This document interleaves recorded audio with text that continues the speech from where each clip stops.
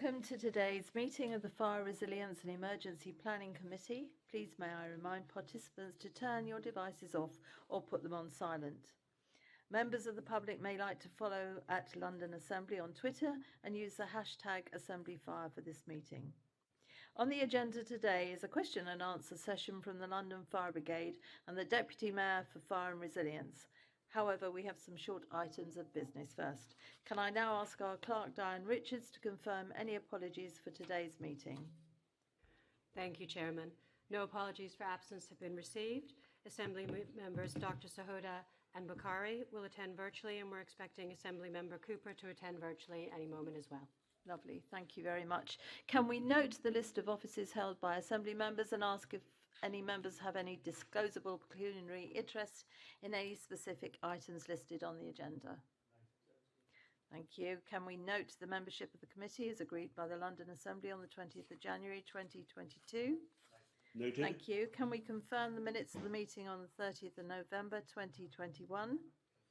Thank you. Can we note the completed ongoing and closed actions arising from previous meetings of the committee? Thank you. Can we note the action taken by me under delegated authority in consultation with party group lead members to agree the letter to the Minister for Building Safety and Fire regarding building safety in London? Thank you. Can we note the responses from the London Fire Commissioner, the Mayor of London and the Ministry for Building Safety and Fire to the committee's letters on building safety and inclusion within the London Fire Brigade? Noted. Right. Okay, so that brings us to our main items of business. It's a question and answer session with the London Fire Commissioner and the Deputy Mayor for Fire and Resilience. So can I welcome our guests, Andy Rowe, London Fire Commissioner, Fiona Dolman, Director for Transformation of the London Brigade, and I'm delighted to see Dr. Fiona Twycross, who is our Deputy Mayor for Fire and Resilience. It's good to see you looking better, Fiona. Welcome back, I should say. And just before I ask my first question, can I take a moment to congratulate our Commissioner, who marked 20 years at the London Fire Brigade earlier this week. So well done, Commissioner, for surviving the 20 years. Anyway, let's see how you survive these questions now. Well, no doubt. Anyway, I'm starting the questioning, and I'll start with you, Commissioner. What are the reasons for the delay to the Brigade's Community Risk Management Plan and Target Operating Model? Thank you, Chair. So we've asked for an extension to the CRMP, really as a result of what we found out of the first round of consultation. Our approach to CRMP is driven by the lessons learned through the Grenfell Tower inquiry and the subsequent inspection, which told us, rightfully, that we needed to look for the answers, both in terms of how we assess risk, but then also drive our plan going forward from communities. We had an enormous level of interest in the thousands, which is much more than we'd had on any other previous LSP. And having reflected on the findings from that level of engagement, particularly those directly from the Grenfell community, it was felt that we needed to do another round of consultation to present the plan back with that level of interest to really honour the approach that we had taken. I would like to fully acknowledge that that is a difficult decision to have come to, is not ideal. I think it's only fair to say now that I think we should have anticipated the need for a second consultation earlier, but I believe it is the right thing to do in the context of the levels of interest we've had and obviously the operating environment we now find ourselves in London. Well, I hate to say, I think you have to do another consultation because the first one was ridiculously bad. Some of the questions, but I'll put those to the Director for Transformation. Some of the questions are utterly ludicrous, and we'll come to that. Are you embarrassed that you've had to request another extension to the London Safety Plan? Like I said, it was difficult conversations with colleagues in the GLA. It's not an ideal situation. It's not something I would have liked to have happened, but I think that we've been really clear why we felt that decision was important and why a second round of consultation is vital to making sure that the plan we do present is validated by communities we serve.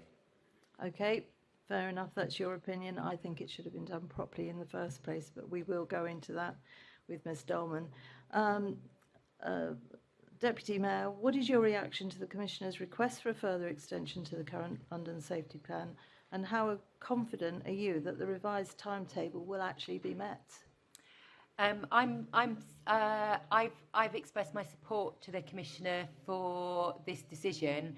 I'd agree with him that it's not ideal that we find ourselves in the situation that the Mayor is being asked and you're being consulted on having another extension. But given the LFB's at such a critical stage in its history and seeing an unprecedented required degree of change, it's just really important to get this right. So I have had some conversations on the ways we will make sure and follow up to make sure things stay on track. I don't anticipate we're going to be in a position where the Commissioner or myself is sitting in front of this committee asking for a further extension. It has to be finished in line with the new extension, and I think the Commissioner agrees with me on that. Good. Well, I'm pleased to hear that, because any further extension is totally unacceptable.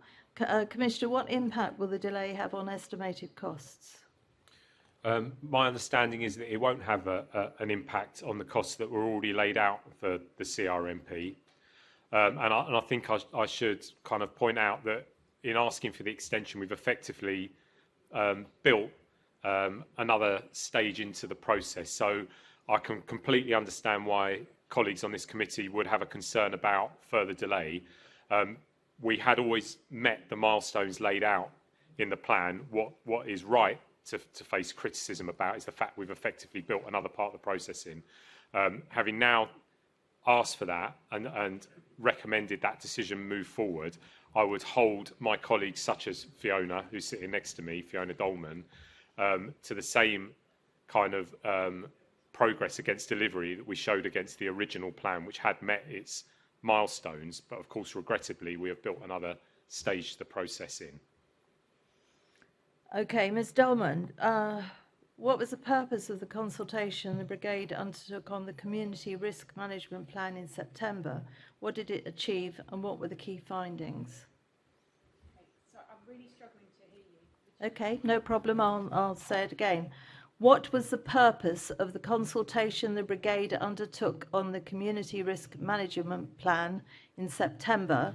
What did it achieve, and what were the key findings?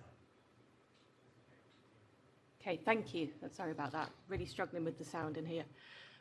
So the purpose of the consultation was twofold. It was both to share the key intentions that we've got through our community risk management plan, which was a number of statements, and to get an understanding from our communities about the extent to which they felt those statements were important in terms of our strategic direction.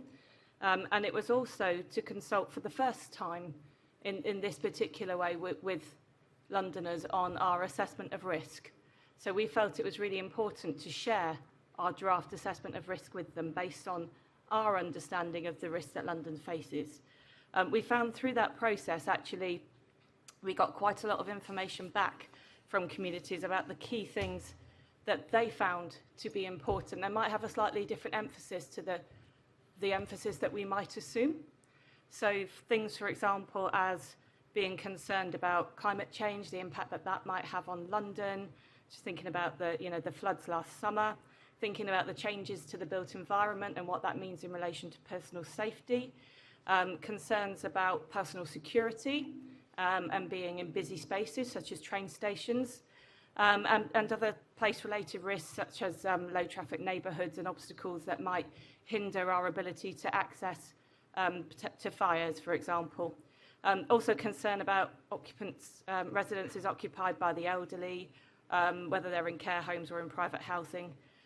So a whole range of things that were really useful to help us to frame our assessment on risk, not just based on what we understand from our analysis, but from what the communities are telling us. So that was a really important stage for us. Okay. One of the questions I see is a fire and rescue service.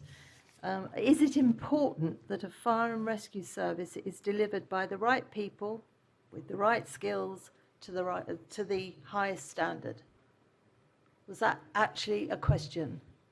It was a statement, and we were asking people to the extent to which they agreed with that statement, amongst several others. So did you expect anybody to think that it was not right that a fire and rescue service should be delivered by the right people with the right skills to the highest standard? I mean, talk about stating the obvious. I've never seen anything like it. Okay. It's a ridiculous question. Who authorised questions or statements like that to be put in? Well, we did that through our corporate governance to make sure that we were focusing on the right 8 statements. If you look at some of the others, Did you expect anybody to say no to that? Chair, perhaps I ought to take responsibility for that. I think I should do as Commissioner. So Fiona's right, it's come through the corporate governance route. I suppose the way I present it to the committee, it was less about asking a question. It's more about the fact that in consultation, you're in effect duty-bound to present what you're going to say to Londoners on behalf of Londoners about the surface.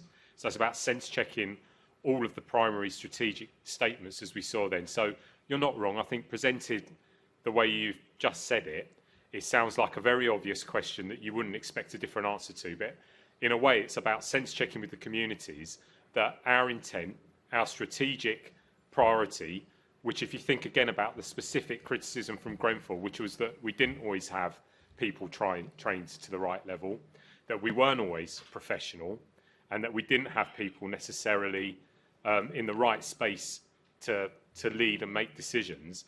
It was part of the underpinning strategic statements that support being trusted to serve and protect and speak to some of the concerns identified by both community inquiry and inspection about the areas contained within what is quite a simple statement. So I agree that if you read the consultation as, do you just agree with this very obvious question, it may well feel patronising, but you know, and I think we'll have to judge from the second round of consultation whether that's why, you know. Well, I have a worry here, Andy. If anybody thought that this sort of question was appropriate to go in a questionnaire stroke statement to be agreed, I'm concerned that those same people will be looking at the next lot. Because you can use a certain amount of corporate speak, as people more and more do now, but people out there want plain English, and they don't want to be asked if they want a fire service that is delivered by the right people with the right skills. Of course they do. That's ridiculous. So I hope you look at the next lot of questions and make sure that they actually get proper answers, not questions to answers, you know. Chair, I think it's a fair challenge in terms of how we present the consultation. So we had long conversations internally about the nature of the questions. We took guidance from other bodies about how we might carry the consultation out, including colleagues inside the Greater London Authority. One of my concerns always with something that is as complex as the CRMP is that we don't present it in a way that's immediately accessible to communities. I think what was interesting to us was that we had nearly 5,000 people engaged with the process.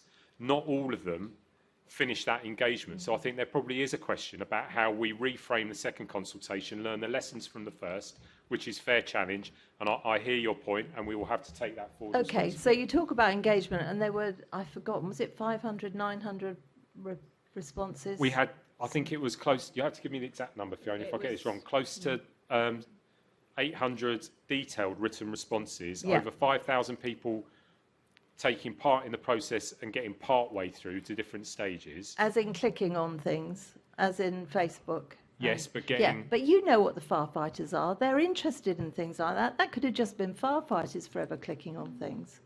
Fiona, are you able to answer to that? Do we have any further detail around it in terms of intelligence that informs where that came from? yeah, it's difficult to assess at this stage, but when you look at the community engagement sessions that we did as well, that we were getting quite a lot of feedback that perhaps didn't all get through into the survey.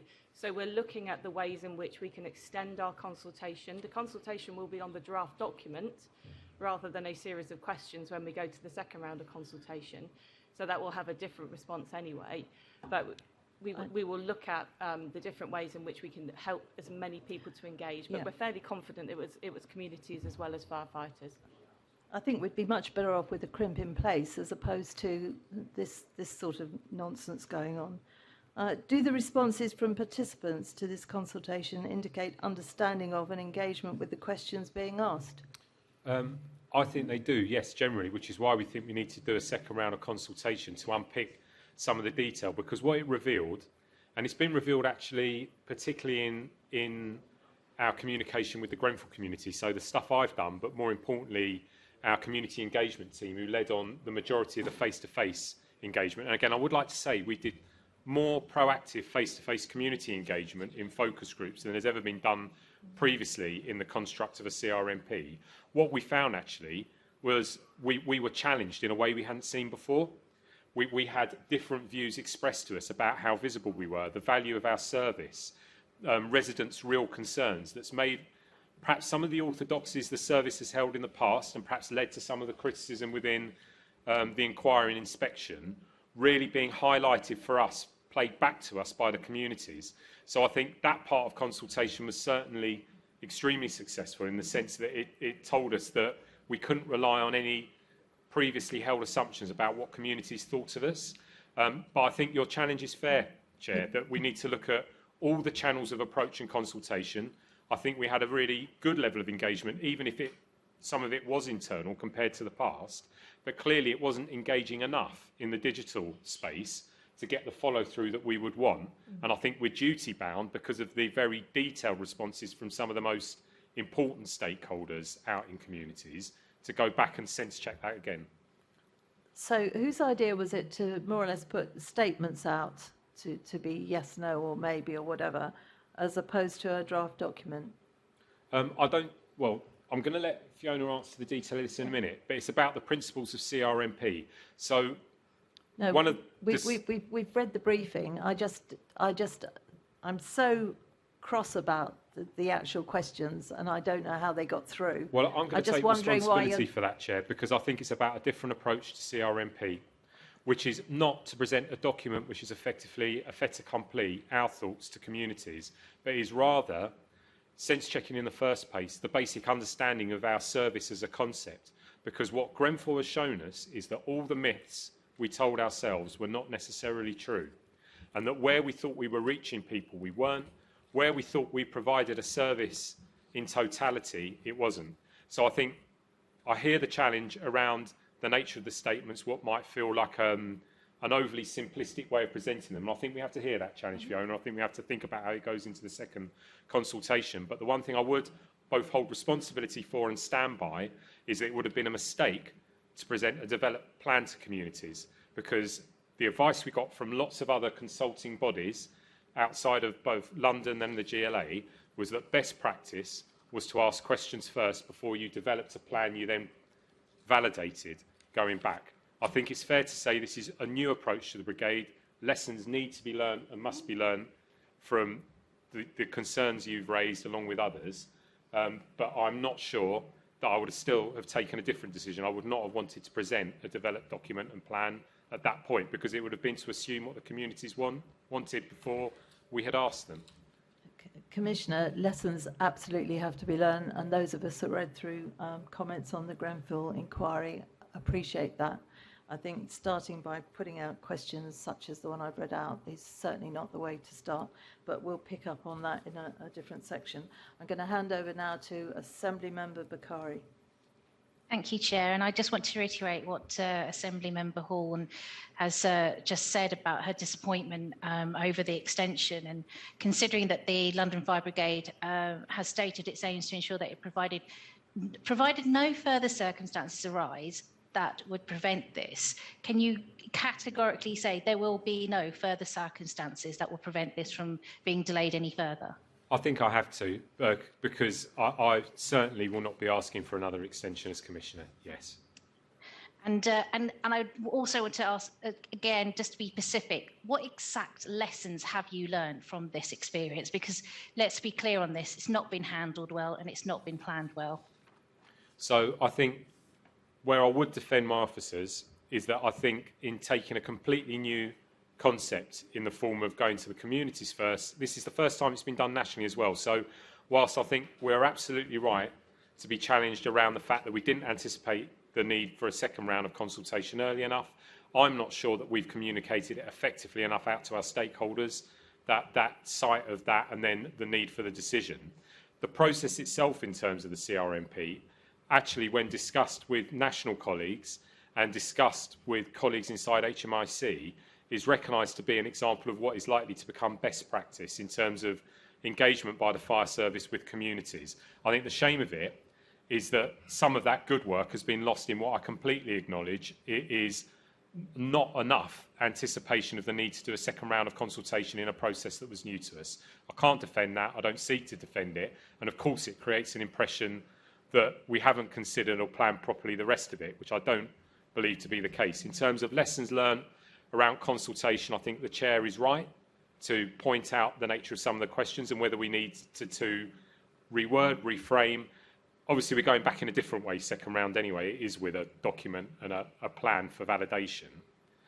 I think there's something about the medium as well. So we took a lot of advice about how we would engage digitally, and really what you're talking about is the digital engagement. Actually, where we got the greatest kind of levels of engagement with the richest detail was in the face-to-face community engagement with both small and large groups of people, key individuals and stakeholders, leaders of communities. I think we'll seek to expand that greatly in the second round of consultation, and we will take a completely different digital strategy in terms of how we engage. It's unlikely to be the same platform or in the same manner, but I hear the challenge and I understand why. And will a copy of the consultation report be published, and will you share a copy with this committee? When will that be? So, Fiona, could you perhaps provide detail on the timeline, please? Yeah, absolutely.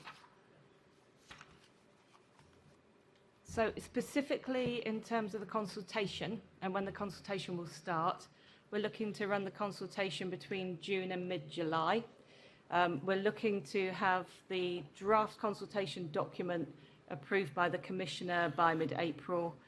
There's a period of time for preparation for the consultation and for the Deputy Mayor to be able to approve it in April and May.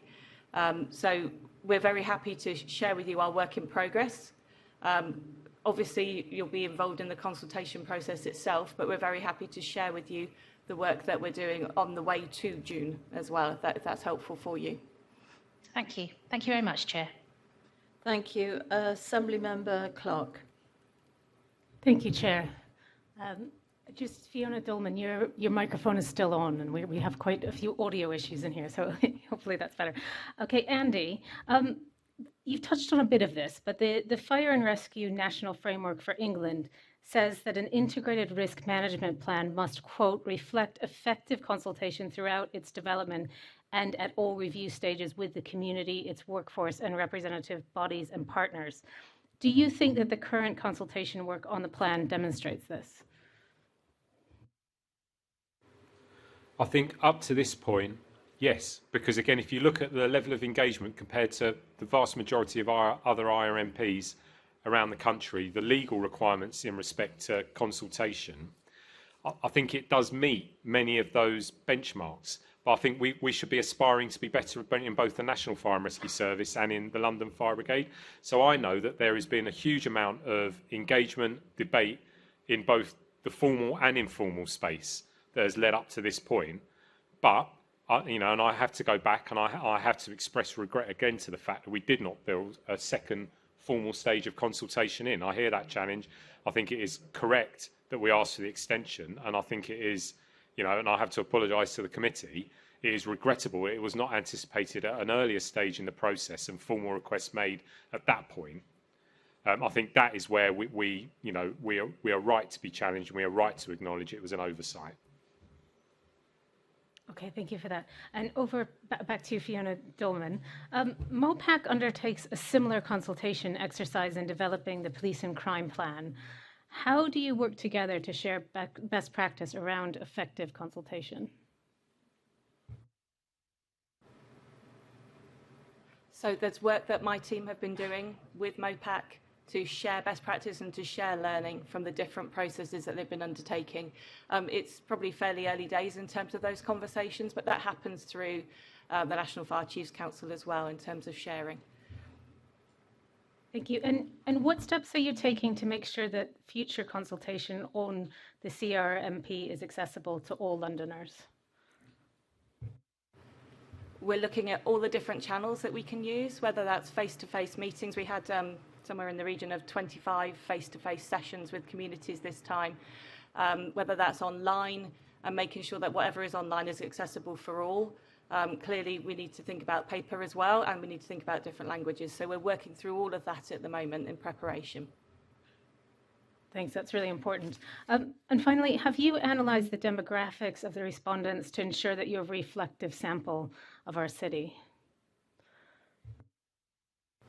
To the extent that we were able, based on the information provided, yes. Thank you, Chair. Thank you. Commissioner, I hear what you say, that you take responsibility for it, but I do hope you look to who you may have been taking advice from, because I can't imagine the inspectorate will be very thrilled at looking at it. But anyway, we'll now go on to transformation, and the questions are started by my colleague. Oh, I'm so sorry, Zach. Thank you, Chair. Sorry to interrupt. First of all, Commissioner, can I put on the record my amplification of what the Chair said about your years of long service? I've been to ceremonies where you've given out medals, etc., and said lovely words about all the people who work in the London Fire Brigade, so it's nice to recognise the work that you do too.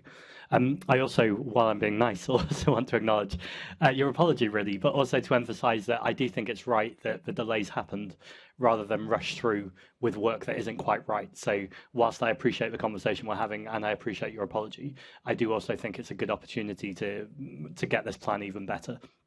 With all that being said, last month I spoke to the Mayor about climate resilience and particular adaptation and strategic funding for how the London Fire Brigade's role can play a part in that. And he referred me to the CRMP plan.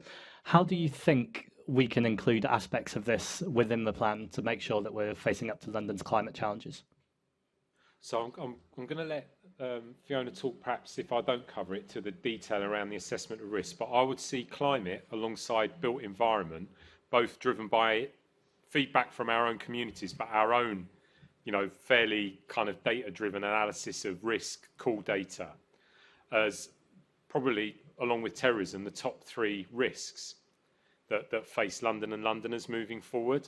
And climate is not a small one. There was more grass fires, over 4,000 last reporting year in the London Fire Brigade than almost any other area in the UK, any other fire and rescue services area. So while you might see, for example, large spread more fires up in Manchester that were very difficult to resolve, it involved a national effort to do so. In London, a grass fire can impact immediately thousands of vulnerable members of the population in terms of air quality, shuts down major transport and economy.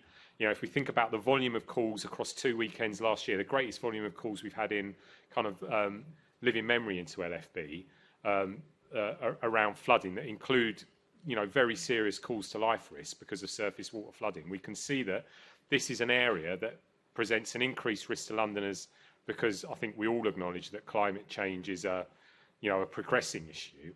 So it will have to sit at the heart of CRMP, and we will have to explain how both we support London in preventing and protecting and responding to those climate-related incidents as much as we do to the other significant threats in the built environment and in relation to the terrorist threat. Thank you. Deputy Mayor, could I just ask you briefly, I could see you're about to speak, but maybe I'm going to ask you a question that will flow on that for that too. We've got this kind of problem that if you ask some Londoners, or I would imagine a lot of Londoners, climate risk might not necessarily be at the forefront of their worries. But we have just learned from the pandemic, for instance, that very quickly when there was a pandemic, now kind of contact tracing, for instance, is at the front of everyone's minds, where it wouldn't have been 3 or 4 years ago. How do we marry that up in this plan, making sure that what is not necessarily feels like the immediate risk is front and centre? I think one of the things we've learned from the pandemic is that you need to plan for the next risk, not simply the last risk you've had to deal with. And I think this is something that we need to stress test the CRMP against, is whether it really is fit for purpose for that. And I think we would anticipate, and conversations we've had up to now would indicate that we'd put quite a lot around climate change and the impacts of climate change. But I would say that's not really a future risk. It's one that's manifesting itself now. So I think, but it's definitely, we need to make sure that the future risks that the Fire Brigade has to deal with are covered in the CRMP. Thanks. Thank you both. Thank you, Chair. Thank you, and apologies, Assembly Member Polanski. I had you written down as well. So we're finishing that section, going on to transformation, started by my colleague, Assembly Member Rogers. Thank you, Chair. Good afternoon, all. Commissioner, the Transformation Delivery Plan published 2 years ago. Before we go on to look at some of the delayed actions, could you perhaps tell us what you think the key achievements of that plan are to date, and when you expect all the actions in that plan to be completed? Thank you for your question. So what do I think the key achievements are? I think they're things that have already started to make a difference to, hundreds of thousands, perhaps millions of Londoners, if we think about the scale of the built environment in London. So we now have a high-rise response that is fit for purpose, knowing the risk as we do in the built environment. That's an approach to massive fire survival guidance, the terrible possibility of having to evacuate a failing building at the earliest opportunity, a new fleet of equipment to deal with that. So if we think about smoke hoods, which have now been used on multiple occasions to rescue Londoners in the most difficult of circumstances, that would be a prime example across quite a large number of the stated improvement actions within the TDP that arose from inspection and inquiry and our own analysis. That is a real-world manifestation of change that is keeping London and Londoners safe. I could point to the fact that despite the challenges of the pandemic, we trained all of our frontline officers and crews to carry out the first line of fire safety visit and advice, something that hadn't been done in 20 years. That will make a huge difference to the quality of advice, the volume of advice that's been given to London and Londoners across hundreds of thousands of businesses and residents. So, there's two primary examples of what change means. And I suppose the final one, because I think it's the one that is probably, if you asked me to pick one thing that was the most important, it would be the work we are doing that we're starting to deliver in the space around leadership and culture. Because I think it's good leadership that leads to good decisions, whether it's in the operational environment or whether it's at corporate level in terms of planning and delivery, or just in the day-to-day life of our employees and therefore the service they give Londoners. We are in the process of delivering the largest face-to-face leadership programme seen in the London Fire Brigade, which I think will speak to much of the criticism that was laid out across the inquiry and inspection reports. And when, thank you for that, and when do you think all of the actions in that plan will be delivered? Do you have a time? We've completed 48 out of the 65 improvement actions now, and I would split them into two, I think, and I'm going to turn to Fiona. We've completed, you'll have to correct me if I'm wrong, I think we have completed 23 out of 29 of the specific GTI recommendations, with 4 to be completed, so taking it to 27 by the end of this financial year, so in this quarter, with 2 left outstanding, which Fiona can speak to the detail of. These are larger, more complex projects, which will take longer to deliver. If I then turn to the HMI report, which makes up the bulk of the rest of it, so 26 recommendations, we have completed 14 of those. I believe we will complete another 7 in this quarter before the end of the financial year. And again, Fiona can perhaps provide detail, depending on your subsequent questions, on those that we need to continue to progress against. What does that represent? It represents both very large, overarching strategic delivery projects, such as leadership, culture, the development of completely different response, new items of fleet, down to very kind of tactical but extremely risk-critical delivery actions, such as the Fire Survival Guidance app, which we've developed, on our own, really, in the absence of any other solutions. Would it help, in respect to this question, if Fiona perhaps just gave the detail on those that still remain to be completed? My next question is on the 6 actions that are off track or delayed, and it would be useful to know why they're delayed and what progress we're getting on each of them, really. We've got those actions in front of us, so it'd be good to understand where we are with those. Of course, no problem at all. So there are a number of actions. There are 3 specific actions relating to leadership, and that's leadership training and leadership development, and bringing to life our kind of great conversations, performance management approach for individuals. So those 3 actions were delayed due to the pressures of COVID and the needing to divert resources to deal with COVID. They're now moving at pace, and they're starting to roll out. The 3 leadership training programs are starting to roll out now, and the performance conversations have been rolled out. We're just working it all the way through the organisation. So that's happening as we speak. It will take, obviously, through the next 6 months or so for that to really embed as part of the way we work. In terms of incident command training, that will be finished by the end of this quarter. The National Operational Guidance, incorporation of aligned policies that work with National Operational Guidance, that will be I'm looking at my dates there, the end of March, and that's been about the volume of risk assessments and policies that needed to be reviewed, both by colleagues and by union colleagues as well. So there's been a really high volume of work there that everybody's had to work through together, but we're looking to the end of March for that to happen. One Risk is a very complex big data program, and it's bringing together data about quite a number of different factors and aligning that data together. Now, that is taking longer than we previously anticipated. We've been doing an awful lot of work on the scoping of that, and we're going to go out to the market to tender for that work. But we So what sort of data are we talking about here? So we're talking about building data. I'm going to look to you because you're the detail on that one. Yeah, so the idea around One Risk is basically one of the most pointed criticism, rightly so, out of inquiry and inspection, was that we were working off 3 separate databases which didn't talk to each other, quite simply. So you could have a building that represented a risk. On one day, we could have one of our fire safety officers in there offering advice. They would record that advice and any concerns into a database called Farinor.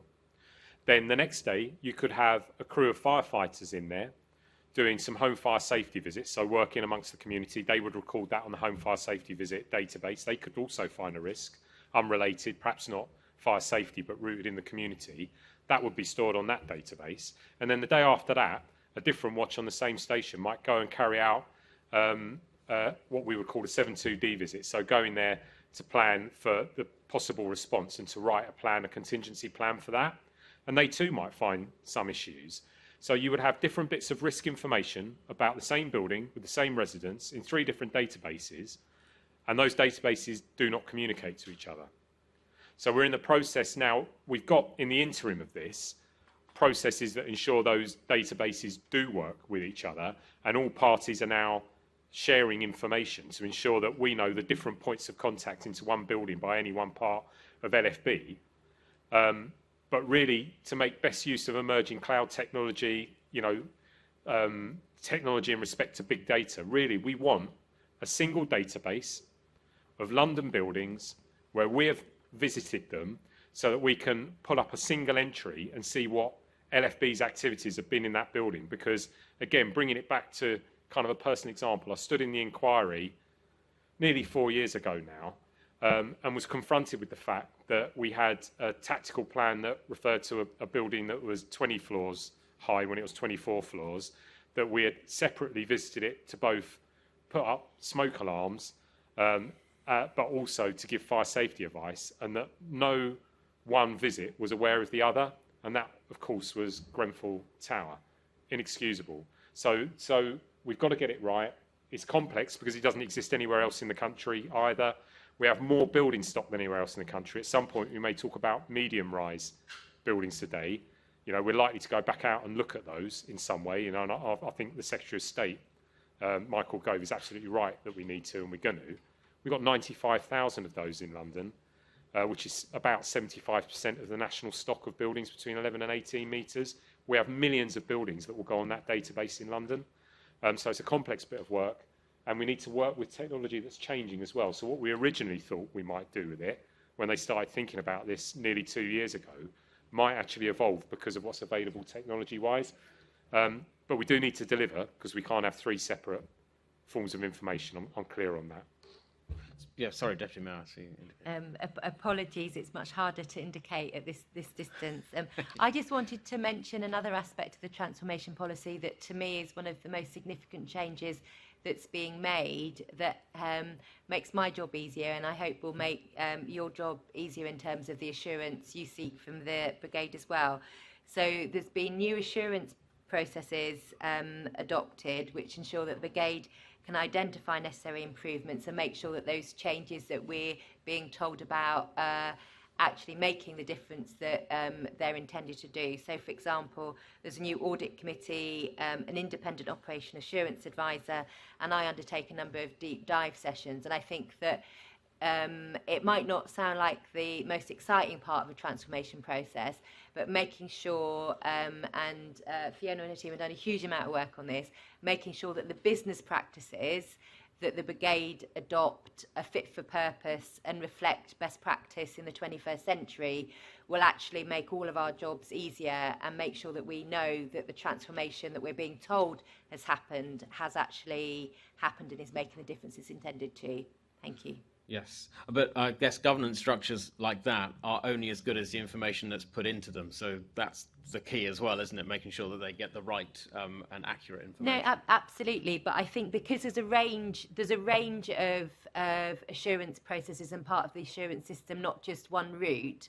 So I'm more confident than I would have been before, notwithstanding your correct point that what you get out of a system is only as good as you get in. I do think that that system and that assurance process is much stronger now than it was even 6 months ago. Thank you. Thank you. So go back to you, Fiona. Had you finished going through the list of action? I think there was some more that we needed to touch on. So there were just a couple more. So the next one was our property strategy.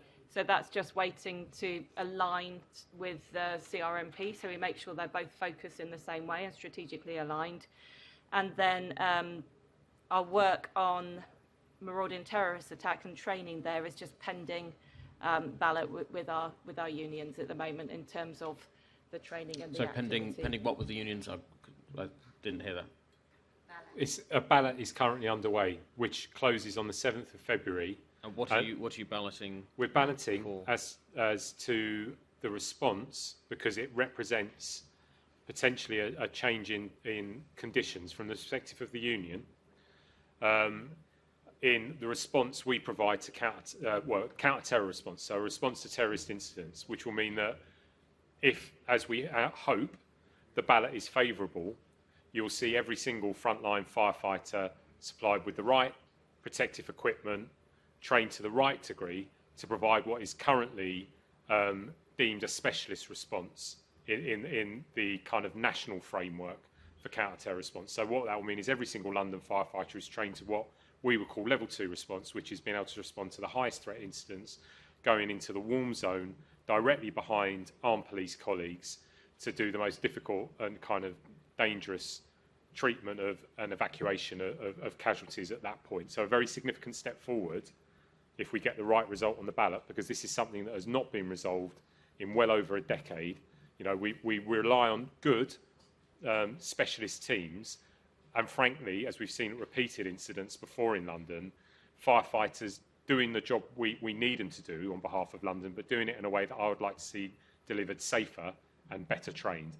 I anticipate that within a year of us getting that ballot result, we'll be in a place to deliver that response, because again, we'll have to train the whole workforce.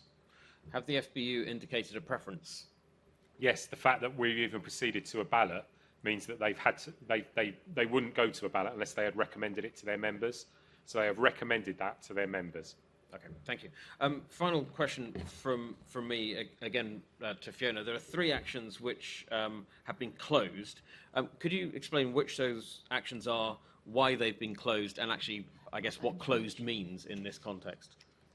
So I haven't got that information with me. I do apologise. I'll write to you afterwards and confirm that for you. Thank you. That's all from me. Thank you, Chair. Commissioner, do you know what they are? Because this is fundamental. Surely you've got them somewhere, Fiona, in your notes. It's not in my notes. We've got them all listed. I'm not sure what's meant by closed, to be frank. So does that mean, from what you've got presented in front of you that it's closed in terms of completed? Or It says closed, and it doesn't give any other explanations. if you could give us the number, we'll be able to turn, because I think against each recommendation number, there should be an action set against it. My briefing doesn't have the recommendation numbers, it just lists. If I can take it away, I will confirm it for you. I just want to make sure I get the right three. I do apologise. Thank you. Okay, Assemblymember Bailey. Thank you, Chair. Hello, panel. It's nice to see you again, Fiona. I haven't seen you for a while. I'm glad to see you well. Let me start with you, Fiona. What are your current and immediate priorities for the transformation of the brigade, including the vision, your vision for the future? I kind of preempted this by saying that I want it to, for us to be able to get assurance. So I think for me, we can get all the good kit, but we need to have good, we need to believe and be confident that the brigade is operating as a 21st century organisation. And this isn't something that will come as a surprise to the Commissioner that, that I feel that there's quite a long way to go on this. I think this is why we need the culture review and this is why we need the transformation. So I think that for too long, we've had an understanding that some of the operational staff maybe don't necessarily have the normal work practices in terms of maybe they haven't had appraisals or performance management unless it's been a problem. So I think there's an awful lot of normal business behaviours that wouldn't have been applied to the whole workforce. So I really do want the brigade to be confident that they are operating as a 21st century organisation, and that's why we've got Fiona and her team on board to bring some of that knowledge to the LFB. Thank you for that. This is to all three of you. A significant part of the transformation programme has been the creation of new directorates and change in top management and governance structures. What has been the cost of all of that, the impact and the benefit of these changes? So we would have to come back to you with the costs, because actually the cost isn't binary. It's contained within existing budget window. It's more a reframing of the structures. I can certainly talk about the reasons. So again, if we point back to where so much of the change is driven from, one of the kind of criticisms that clearly emerged out of inspection was that we didn't always have the people with the right professional skills at the right level to create the sort of modern working environment that Fiona has just referred to. So the reasons for changing the directorate structure was to bring in people with the skills, capabilities and experience to make that change. So, you know, Fiona sitting next to me is a transformation professional who has held very senior positions of responsibility in respect to change, you know, as her professional SME area of business in other organisations. Tim Powell, who is our head of people, was previously the director of people at an NHS trust and then ran the NHS trust when it was put into special measures. He was put in as an emergency CEO, so a very experienced leader in terms of HR. So that gives you sort of a snapshot of why we would want to expand the way we have. You know, we have a director of communications because, again, one of the things that was clear arising from inspection and inquiry is that we had not always successfully communicated either our purpose, what we did for Londoners, nor had we effectively communicated internally the need for change, nor what that change meant. So it's about bringing professional skills in at the right level to provide, and I would say this because I think it is healthy, challenge to me or people in my position as Commissioner and Deputy Commissioner, you know, long-serving operational staff who perhaps didn't have the experience in those areas and needed that challenge, needed that difference of thought at a senior level to drive change. I've learnt a lot from my colleagues over the past 2 years in that respect. What are the benefits? I think, again, it's manifest in the change we've already talked about. You know, we would not have the sort of leadership programme we're now delivering if we hadn't brought in professional expertise, not just at Tim's level, but down further into the departments around cultural change and organisational development. Actually, we would not have been able to begin to rebuild the relationship with high-rise communities in London if we hadn't set up and created a community engagement team that wasn't focused on feel-good advice, you know, public service advice as in the past, important as that is, but was rather interested in seeking out those people who perhaps didn't agree with us, had a different opinion of us, and seek to have the difficult conversation. That has brought us a wealth of kind of understanding and opportunity in the community space. So I think I can point to lots of different examples where making that change is important, not least actually if I think about just even the understanding of what it takes to change a very large organisation, you know, the systems, the best practice to do so, driven by professionals who understand that as their professional area of expertise. You know, when I took over as Commissioner in January 2020, we did not have an appraisal system, as Fiona has referred to, for 4,300 of our staff. You know, not acceptable. Can I just chop in there, Commissioner? What has been the impact on rank and file firefighters? Has the impact been positive, negative? What do you feel? What are you getting? I would argue that in terms of what's actually happened, positive, because we're going to get to a place where, you know, put it in simple terms, if you're a firefighter, for the previous 15 years, there was no mandate to sit down with you even twice a year and ask you how you were doing, what you were doing, you know, or whether there'd be an opportunity for you to do something else. Well, we're doing that now. Actually, not being invested in terms of leadership. If I look at my experience in the British Army, the level of money, time and investment they put into leadership, recognising leadership in risk-critical environments is just about everything. I would argue that even though some of the conversations with colleagues on fire stations might be challenging at times, that investment in leadership in the end will be recognised by people as being something that's good for them. In terms of how they feel in what is a uniform service with a long history and a tradition of uniform service, seeing in their eyes what are perceived to be non-uniform professionals coming in and therefore watering that culture down. I can understand that for some colleagues on fire stations that might feel difficult. But what I would say to them if they're watching this is still a uniformed, disciplined service led by a senior uniformed officer.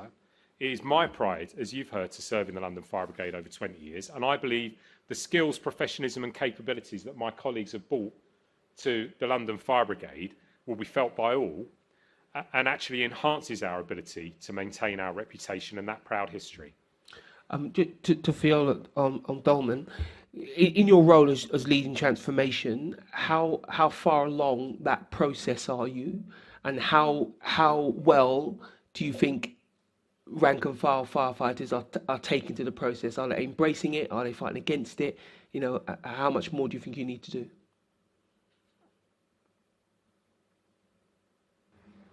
Thank you. I think that's a great question. In terms of how far along we are, clearly we are in the process of developing our long-term strategy, having spent the last 2 years dealing with our response to the Grenfell Tower inquiry and the HMI's previous inspection. So I would say that we are, gosh, it's quite hard to put a number on it, but I think we're kind of a third of the way through transformation activity. Transformation takes time.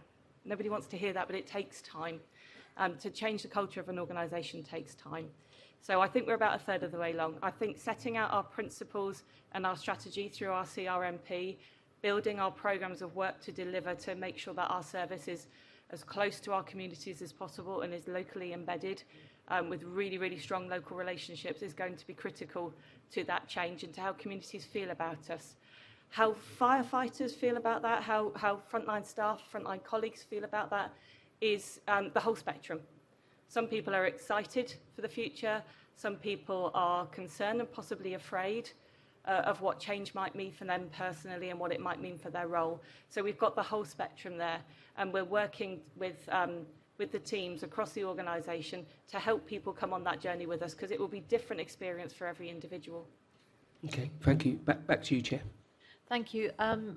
For ease of you looking it up, the 3 actions from the plan that have been closed, it's reported on in Q2 on the performance report. It doesn't say which actions, hence the question.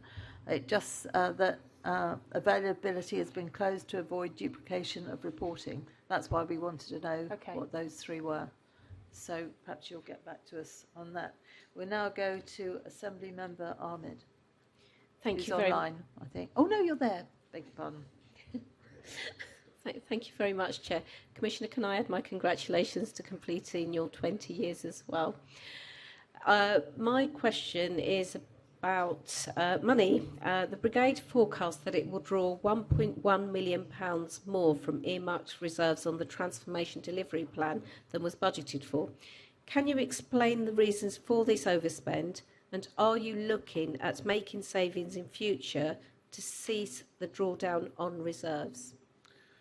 Yes, so if I can talk, sorry, I've got too close to the microphone here. If I can talk about the general principles. Yeah. So the first thing I say is that transformation costs, and when you're embarking on transformation on a scale we're trying to do in the London Fire Brigade. So again, I took over in the context of having to construct a plan within 30 days. The Home Secretary wrote to me, as did the Mayor, to tell me that I was obligated to, which we did.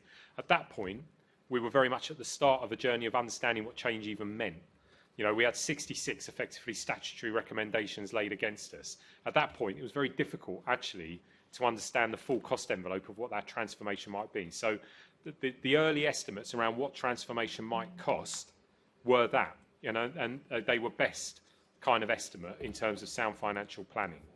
I think there are still further costs to come, but that therefore makes it even more important, if we're talking about culture change, that we go to a place inside the brigade where we are looking continuously at how we drive out efficiency. And I know on the last committee I was sat in front of, chaired by the chair, which was the Budget and Performance Committee, she rightfully challenged us on where we were going to find the £8 million of savings we need to inside 23-24. I can tell you now as Commissioner that whilst a colleague on that committee used the word aspirational, it is not aspirational. I expect us to find the £8 million savings, which represents 2% of our overall budget, from our own efficiencies, because I believe inefficiencies exist. And I believe, therefore, in doing that, we get back to a principle where we use the budget flexibility reserve for the unexpected, or perhaps for the known unknowns, you know, items of emerging costs directly related to transformation, for example.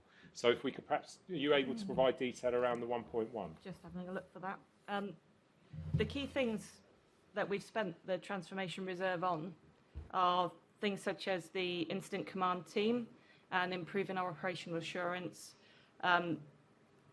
increasing resources in the transformation team, which was basically me when I first started, community and stakeholder relations and community engagement, bringing command units into watches, so making them local, investing in an independent operational assurance advisor, introducing the audit committee, introducing a change to our people strategy, so introducing HR business partners and a change to that, and the work that we're doing on the target operating model. So it's pieces of that. Okay, thank you very much. Your draft budget submission for 22-23 shows an extra 2.5 million in that year, in that financial year, for transformation-related projects. What will this increase in spending deliver? Do you want me to take that one? Yeah. Okay. So that's a combination of a growth bid and fixed-term utilisation of a reserve. So what we're doing is putting in place some of the skills and capabilities that we need to support the organisation. Some of that is related to transformation, and some of that is related to risk management, corporate assurance, so organisational assurance, bolstering our business continuity activity, improving our focus on performance management, introducing a portfolio and programme management office and business change professionals to enable us to make sure that the range of programmes and projects that we need to deliver are delivered in the best way to cost, time and quality. So it's all of those kind of skills and capabilities that we have to a limited degree in the brigade to enable us to make sure we deliver on everything. Are you expecting to ask for more money for this, or is this where we end? In terms of the budget itself, yeah, and for those resources, that's what we need. Right. Okay. So we're not expecting you to add any more to that in the next financial year. No. Okay. Thank you. And finally, as well as delivering financial savings, and Commissioner, I think this is more to you. I know that you'll agree that we see cultural changes being made through this plan, and I know you've answered a number of questions on this previously, and you have given a really good example in one of your answers today. How do you think what do you think needs to be done on top of what you said earlier? In terms of? Sorry, the transformation delivery plan, apologies. In terms of culture specifically? Yes. I think consistent and never-ending approach to what we're already doing. So I think the biggest mistake you can make with culture and any aspect of culture to think it's a task and finish approach. It's not. We will never not have a leadership programme. We will never not have, as long as I'm Commissioner, a series of cultural interventions, because culture is always changing, both in respect to the city we serve and the society we form part of. So the answer isn't necessarily what we're going to do on top of it. I think it is about maintaining what we're already doing in perpetuity. And actually, I'd like to make a general point here, because I think one of the great concerns of this committee, which I would recognise, is the ability of the LFB to sustain and assure change. Because I'm afraid I think you found yourselves in a position where you were provided assurances that were then exposed through the inspection and inquiry processes, and therefore we have lost trust. I recognise that. I recognise we have lost the trust of this committee at times, and to a degree the trust of some Londoners. I think the best way to demonstrate that we deserve to win that trust back is to be able to provide an evidence-backed assurance of what we are delivering. I think some of those things will take a long time to deliver. So if you talk about cultural change, where do I expect to see the impact? We talked about it on other committees. It might be in actually a reduced level of discipline cases, grievance cases. It might be that when we go out and we seek feedback from communities, we see better qualitative feedback from communities about their interactions with us. You know, we might see a better resolution to incidents because we recorded a lot of detail in that. So I think there are tangible outcomes that we will need to point to assure colleagues like yourselves, and not least yourselves, the Inspectorate, that the investment we're making is actually worthwhile, because frankly it's all pointless unless it's felt by the people out there in London's communities. Thank you. And Commissioner, if I could feed back to you, a couple of weeks ago, one of the best visits I think I've ever made was actually to the Old Kent Road fire station. And I did ask specifically about the transformation plan and how it was being perceived within, with the very few firefighters that I spoke to. And there seemed to be nothing but positivity for it. Well, you know what? That's really great feedback. So I think sometimes in my position, you don't always get given the good news. It's sort of not that job necessarily. Well, I'm and delighted to be able to give that to you from one of the Green Watch we were on. They're absolutely wonderful, and they really looked after me. Well, they're on my good list then, definitely Old Kent Road. What I would say though, because I think it's right, if we're talking about assurance and candour and being clear to this committee, I don't believe that to be the universal picture across the LFB. One of my continuing areas of concern is our ability to effectively internally communicate. So I think whilst it's great to hear that feedback, and I genuinely welcome that, I also know there are other stations where you would go and they don't feel like that. They don't feel invested in. They don't feel they felt the benefits. And I think it's our responsibility as leaders to make sure that we do demonstrate it, because I do not believe that to be a consistent picture, which I think speaks to Mr. Bailey's question. You know, I wouldn't pretend that. I think that's part of the journey we're going on, and we will need to work long and hard to convince all of my colleagues that what we're doing is right for the benefit of London and Londoners. That's very encouraging. Thank you. Thank you, Chair. Thank you, Assembly Member Bailey. One of the things I'd add to your list to prove it's all working as well would be absenteeism, a reduction in that. But let me just ask this: failure to deliver the transformation plan is a corporate risk, and as we know now, part of that is going to be delayed. Should the committee be concerned about the transformation delivery plan that it might not be completed? No. And that's not something I'd say lightly to this committee. If you think about my own background, my own work history, the places I've been held to account in. No, because whilst there has been items of delay all the way through the transformation delivery plan, you know, within the many completed, actions, 48 out of 65, there has been delays in amongst that as well. There have been times when we haven't made the progress I wanted, where we've had to apply pressure internally, where we've had to ebb and flow with the challenges of the pandemic, for example.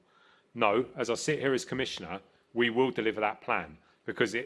Why? Because we owe it, not least, to the bereaved and the survivors of the Grenfell Tower fire, to the communities in wider London, and to our own people who deserve to be best led and best supported.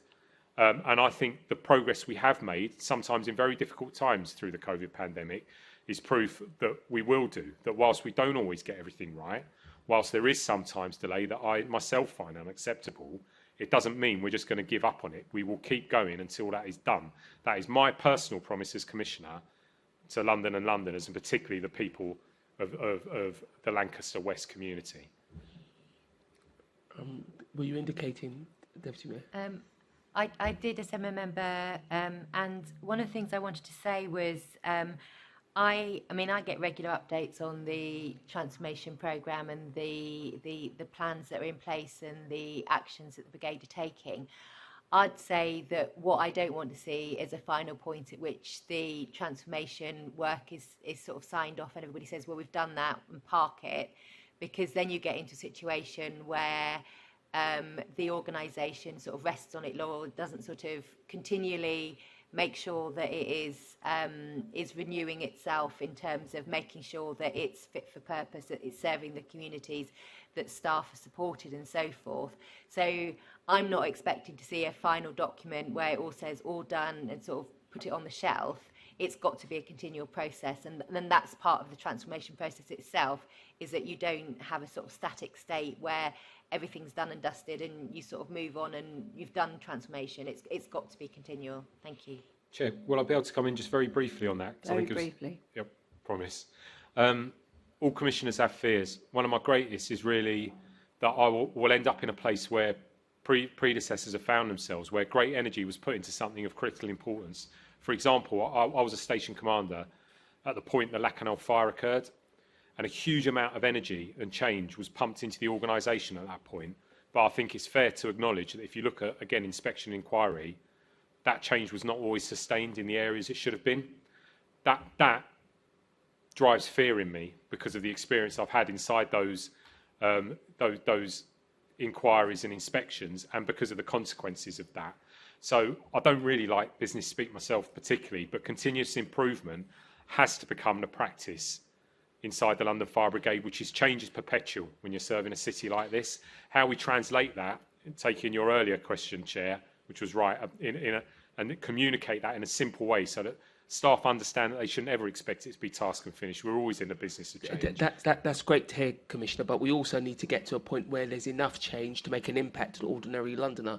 There's got to be a point where the ordinary Londoner feels like, you know, the brigade is different, and also this committee has received assurances across time, as you pointed out, that were not worth the paper they were written on. So my question's only based about, you know, is there a worry that we don't get to a level where we have actual real change? Because I'm seeing actual change now in the examples I gave earlier. Thank you. I'm going to stop there and give the chair back her time. Thank you. Thank you very much. And those of us that were on LFB share your concerns regarding Lacknell, etc. I'm glad you heeded my comments that I made to you as chair of the budget. You know how concerned I am about your finances. I'm assuming you're doing some spending, so invest to save. There are areas, right? I won't ask you now. Can you put them in writing to me and send them to me, because I'm mindful of the time now, and it'd be interesting to see how you're investing to save, which has to be the way forward given your finances. There's two very brief things. I'm assuming, Commissioner, you're always saying that everyone's free to speak and challenge without reprisal. And so through the transformation delivery plan, is it correct that part of the cultural change you're trying to develop is openness and transparency across all areas of the workforce, so that staff feel able to question and challenge freely without valid concerns? With valid concerns, rather. Yes, it has to be, because otherwise we're not going to get change driven from, you know, the kind of the grassroots of the organisation, the people who are delivering on a daily basis, who have the direct interface with communities. Yeah, I completely agree. So I'm concerned then to hear that at the last dial-in for all staff briefing, which was on the 25th of January, just gone, almost all of the questions that were offered in from staff anonymously. That doesn't strike me as staff that feel that they can speak with candour and put their name to a question without personal concern as to some sort of retribution. And it doesn't signal really a safe and transformational workplace. Are you aware of this? Yes, because I was answering the questions. So I'll lead on the all-staff briefing. I'm happy to share with the committee the question set in full, actually, because it'll give you an idea of some of, the nature of the questions and the fairly hard edge to them, which I welcome, because I would rather have the difficult questions and answer them openly. I hope we do get to a space where people don't feel they have to post them anonymously. I wouldn't pretend we're there yet. I think we're dealing with a legacy of culture that stretches back many years and will take, again, I wouldn't be naive enough to think we will turn that ship. You have to rebuild trust. Trust is easy to lose, hard to win back. So yeah. I think we've got a way to go on that, but I would love to get to a place where people feel they could ask the really tough questions they ask me openly without fear of reprisal. And again, colleagues who might be watching this, I can tell you now there is no fear of reprisal. As long as you express yourself in a way that is decent and appropriate, however hard the question is, there is no reprisal, because you may well be telling me something I don't know and I want to know. So, Chair, I share your concerns. We need to get to a place where people don't need to feel that. I suppose the only thing I would say is that part of feeling safe and being protected is that there is also an anonymous place to complain inside organisations, recognising that in any large organisation you can never completely make everyone feel safe and dignified at work, however much you might aspire to. So I think it is still really important, for example, through the Safe to Speak scheme, that we do maintain a place where people can complain anonymously, where, and where we are monitored externally to make sure that we hear those complaints, even if there isn't a name against them. Well, good. I'm pleased to hear this because, all of us are completely horrified by the IOPC report that's come out regarding the police. A couple of months before that, I had asked the Deputy Commissioner of the Police, could whistleblowers within their organisation have anonymity, and I was told no. I sincerely hope we never have anything like that going on within the brigade. Are you actually asking questions along that line?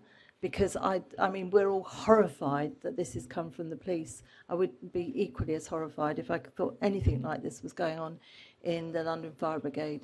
So can you assure us? The answer is yes, Chair. So we are proactively considering what is the activity across our, certainly the publicly accessible social media space. We have already made interventions in relation to WhatsApp on more than one occasion. We have disciplined people for inappropriate use of private WhatsApp groups previously.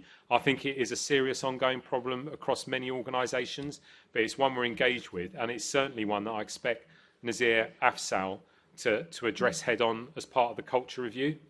But I share your concerns for my own organisation, and we will continue to proactively address this because it is important. It really is. Thank you for that. Okay, we're now going on to implementation of the GTI Phase 1 report, and questions are started by my colleague Hina Bathari. Thank you. Thank you, Chair. And thank you for just mentioning Nazir Afzal, Commissioner. I really do think that he's not going to miss any gaps at all, and he'll put you to task. He's got quite a reputation in that area. And also, to put on your good books, please put Tooting Fire Station in your good books. After my recent visit there, they had really work so hard in reaching out to diverse communities. They're doing some great work there.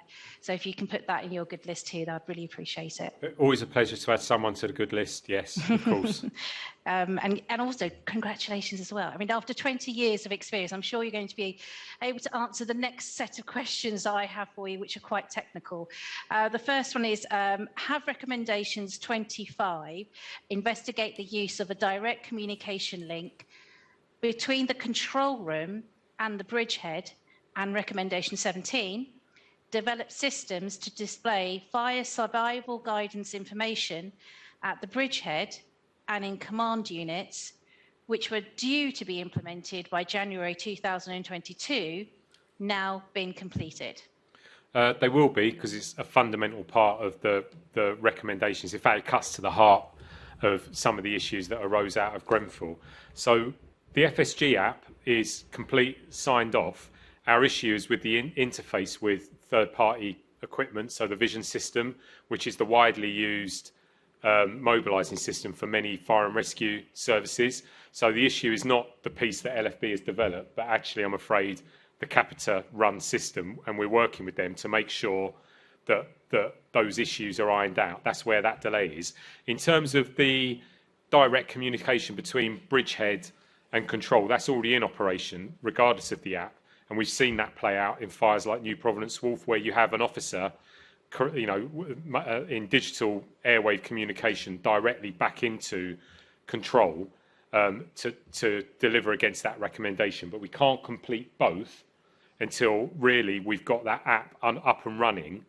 And we add a layer of it's never automated entirely, but a much quicker passage of information around fire survival guidance calls held contemporaneously inside control, the command unit, informed by the Bridgehead. So it's that final piece of the puzzle, really, and we're just waiting on the interface with Vision to kind of deliver it. Is there anything I've missed there? There's a couple of things. There are points of detail, really, about the work that we're doing at the moment. So we had exercises planned to test business confidence and make sure everything was working properly in December, but unfortunately, due to COVID, they got cancelled. So what we're doing at the moment is replanning all of that work. It then takes, once we're all happy that it can go live, it takes a 3 to 4 week lead time before the app can be made visible on tablets. And that needs to suit all parts of the organisation, so they all move together, essentially. So we're looking at that happening. Everything will be ready to go by the end of February. We're looking at it all rolling out by the end of March. And in the meantime, there's lots of testing and training going on across the organisation to make sure that everybody is really, really ready.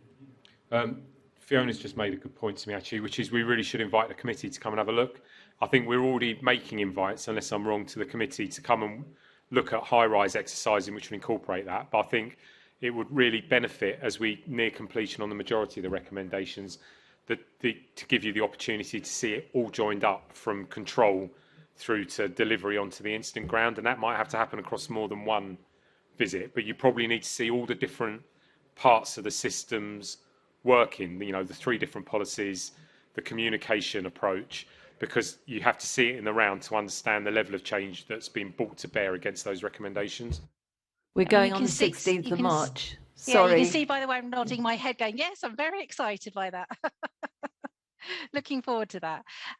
Now, I understand the London Fire Brigade is due to complete 26 of the 29 recommendations for the Grenfell Tower inquiry phase 1 report by the end of the financial year. When will all 29 be completed, Commissioner? And can you confirm ensuring that all 29 recommendations are now completed as soon as possible as a priority for the Brigade? So 26 have been fully implemented. The remaining 3 are GT17 and GT25 that we've already talked about, and GT23, which is the structured briefing model. As I mentioned earlier, the sheer volume of work to align ourselves with the national operational guidance work has taken a little bit longer than expected, but the briefing model is designed, it's been consulted, and that's now integral in all incident command training courses and assessment centres. We're just not closing that off until all of the NOG-aligned policies are introduced, and we're looking at that being the end of March 2022. Right, so I won't cover the next question on recommendation 23. Do you agree with the FBU that the national body for strategy, equipment and operational guidance is needed?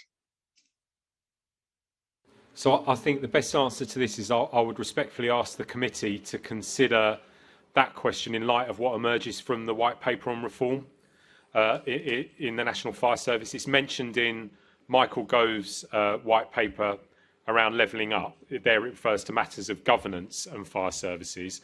But I'm aware, having been consulted in the early stages of the developing draft of the white paper, that question is being addressed at a national level through a series of mechanisms, but it wouldn't be appropriate for me to speak to matters of yet unpublished government guidance and proposed change. But I believe, from the conversations I've had early on, that the concerns of the FBU, which I think are right, by the way, because they again arise from particularly the Grenfell inquiry and actually to a degree our own inspection and their own kind of analysis across service areas around the need for national consistency. So I think the FBU is right in their question, right in their desire to see a better consistent body of both advice, standards, and kind of national framework to support services. I think that from the conversations I've had, but obviously we will have to judge that in the detail of what emerges in the paper itself. Those questions are addressed within the white paper on reform, and I would welcome the opportunity at a future committee to discuss what that white paper will mean for the London Fire Brigade. Something more that maybe the Fire Brigade could be involved with this is another area. This is, involves disabled Londoners. A key recommendation in the report for government was that individual emergency evacuation plans should be legal requirement for all disabled individuals in high-rise blocks. Yet despite this recommendation, government has ruled out personal evacuation plans for disabled individuals in blocks less than 7 stories, which is under 18 metres. What are your views on this, and are you joining others in lobbying the government to ensure that evacuation plans are in place for all disabled Londoners, regardless of height? So the answer is yes. We are engaged in very detailed discussion with government. Myself and Mark Hardingham, the chair of NFCC, met late in December with Michael Gove directly, the Secretary of State, to discuss exactly this matter along with other matters in the built environment. I have to say that I thought the Secretary of State was remarkably well briefed and up to speed on the very real challenges around this, the risk in the built environment. And I think what you've seen emerging from Deluxe since reflects in many ways that conversation. So real steps forward in terms of recognising there is a risk in 11 to 18 metre buildings, which will include vulnerable residents, for example. A real understanding that we can't place the burden onto leaseholders, that there have to be measures to mitigate that. Consideration given into widening out the fund. These are all things we discussed. We did discuss PEEPs, as they are known, and there are very real challenges of practical implementation on the scale of what we see in London. The one thing I'm absolutely certain on, and I briefed that into the Secretary of State, is that I know that when we turn up at a fire in a medium rise or a high rise block, I need my firefighters to have the information immediately to hand on where disabled and vulnerable residents live, so that we can plan in a moment of crisis for how we will best prioritise them. Now, that's slightly different from a specific evacuation plan, but that's got to exist as a baseline. For the very most vulnerable, what we have recommended, and again, I spoke this into the inquiry, it's in the public realm, what LFB believe and what NFCC believe is for the very most vulnerable in the highest risk blocks. So, for example, the 1,000 blocks in London that still have simultaneous evacuation policy in place, we think they should have a PEEP in the highest risk buildings, alongside information on all vulnerable residents anyway, generally encoded inside a premises information block on all residential high-rise. And then I know this sounds blindingly obvious, but I'm going to take this opportunity in a public committee to say so. We need, in particular, the construction industry to fulfil its responsibilities in terms of remediating at pace, not building any more buildings that are unsafe, because I'm afraid they continue to do so. And that is at the top tier of that hierarchy. So first of all, fix the buildings so that vulnerable residents are as safe as they can be. Don't build any more. For the most vulnerable of residents inside the highest risk buildings we know about, we think they should have a PEEP despite the challenges, and we look forward to working with government to see what that might look like.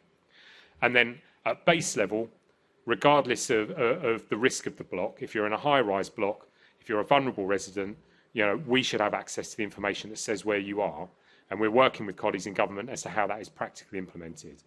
I think that I'm really pleased to hear that. Meets some of the concerns that no doubt residents and community members will express to you. I'm not sure it does everything, but I have to be straight. There is a question of what is practically achievable in the scale of the built environment and you know, what all parties can do in this space. And I really take on board what you said. I think the Assistant Commissioner even said that the problem is at the moment there is a push for buildings at such a rate where planning applications are going through without what you called a gold standard approach to planning.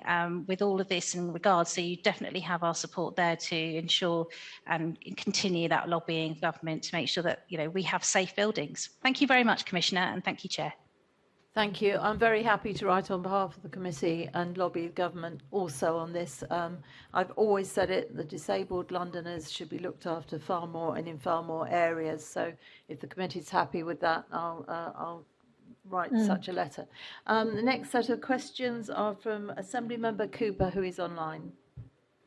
Thank you very much, Chair, and I think we all welcome that you would be writing because obviously people with disabilities being trapped in a building in a fire need to be paid attention to absolutely as early as possible.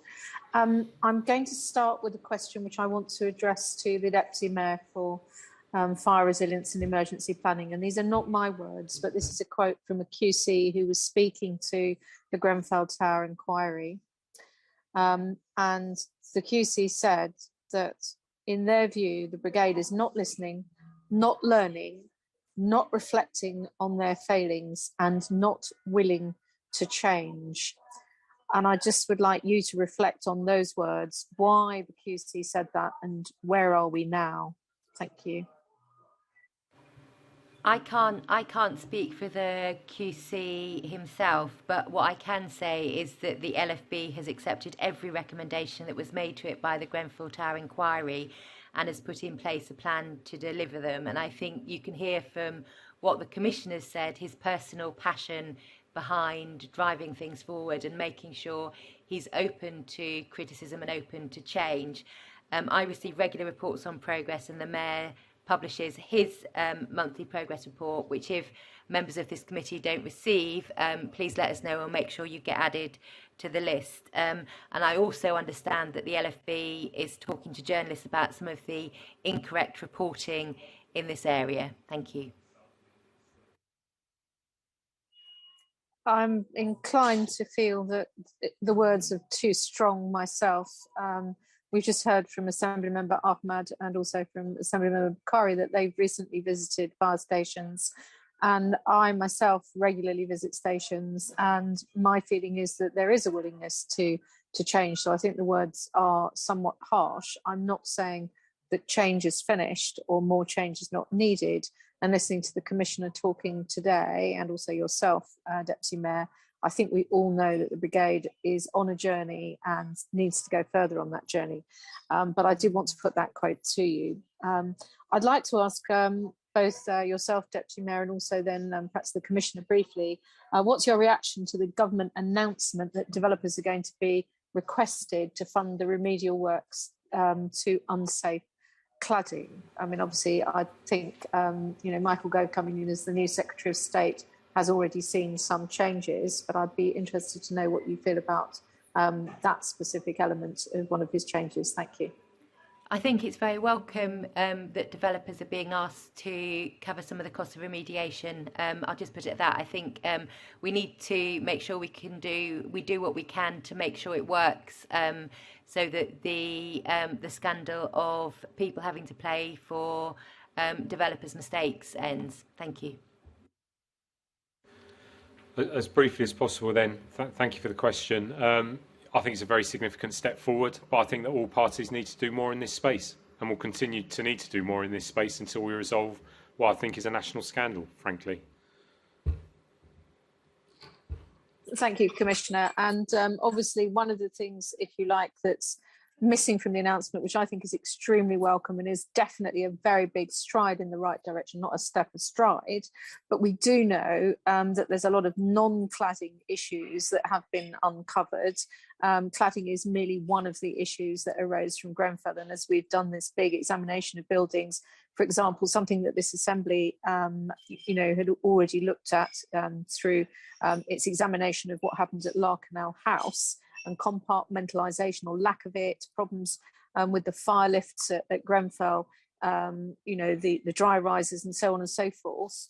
Do you think that the government needs to go further in terms of talking to developers so that we're talking to the people who have constructed the buildings and in some cases have made a profit from selling many flats within them? Should they bear some responsibility for fixing some of these faults? And as you pointed out, Commissioner, some of them are still putting up new buildings that still contain some of these faults. Do you think we should be going a bit further here?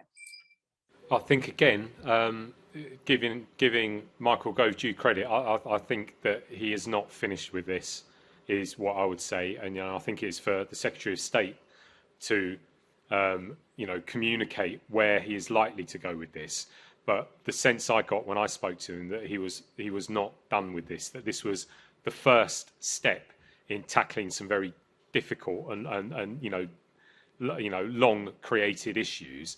I believe that he will come back to this again if he does not see the response he thinks he's going to get from the construction sector. But what he's doing is picking off issues one by one. He's well aware of issues beyond cladding in the built environment. He was able to articulate that very clearly to myself and Mark Hardingham. I think what he's looking for is the right reaction from the industries involved, to do the right thing. He's giving them that opportunity to do so with some leverage. I note with interest he had them all in, I think it was last week, for a fairly robust meeting to explain his expectations. I think he will give them a limited amount of time to respond to that, and then I think we should see what emerges. But I know that he is very much engaged with it, as are we, as are actually the GLA and the Mayor. Is something that all parties in government and inside the fire service talk about regularly, because we recognise that not enough has been done so far. The burden still continues to fall far too much on leaseholders, and the principle of polluter paying seems entirely correct to me. Well, thank you very much, Commissioner. I think that's very clear. I mean, Chair, that might be something that we want to write and encourage Michael Gove in that direction, although I note that from your meetings with the Secretary of State, Commissioner, that you're feeling quite positive that if necessary, he will go further. The other issue, of course, is about the Building Safety Bill, which at the moment only covers buildings over 18 metres. Now, Michael Gove has made an announcement saying that developers should start to fund remedial works for buildings between 11 and 18 metres. Do you think the Building Safety Bill could be extended to other areas and perhaps these buildings that are not quite as high? Would that be useful, do you think? I think the scope of the bill is one of the areas we continue to discuss at length in terms of the practical implementation of the bill with colleagues in government. We have a dedicated bill team because it's of such significance to us as a service and London and Londoners. I think we need to engage fully in those discussions before and really understand the scale of the problem before I give a definite on what we think the scope of the bill should be. I think we've got to let those people do their work to get to that point, because what is practically achievable in the context of that bill is also very important. What is practically achievable, focused on the areas of highest risk for a fire service to support, the industry to support, local authorities support, is also important. So I think you're not wrong to ask the question. It's one we've asked ourselves about the scope of it, the nature of what falls within it. Because it's not, let's remember, it's not just the height of buildings that's important, it's the use of buildings, it's the vulnerability of residents, it's the nature of the population within them. All of these things are also needed to be taken into consideration. And then you think about that in the scale of London itself, so millions of buildings, nearly 9 million plus residents. I think we just need to work through the detail of that to get to something that I hope will make a real difference, again, to people in their homes and places of work. Thank you very much, Commissioner. Thank you, Deputy Mayor. Thank you, Chair. That's the end of my questions. Thank you. And just to confirm, we will be writing to Michael Gove. He is in listening mode, and I think he will hopefully respond on those two separate issues very, very quickly. And I'm only looking for a yes, but you might say no. Looking at the comments of the different QCs and professors from the Grenfell, it makes very, very difficult reading, especially from those of us that have been assured over the past that everything's hunky-dory. Danny Friedman, QC, said that the control room was simply unable to cope with a complex incident with multiple causes. If there was another large high-rise block fire in the near future, would the control room now be able to cope? And because of time, can you just give us assurance? Yes.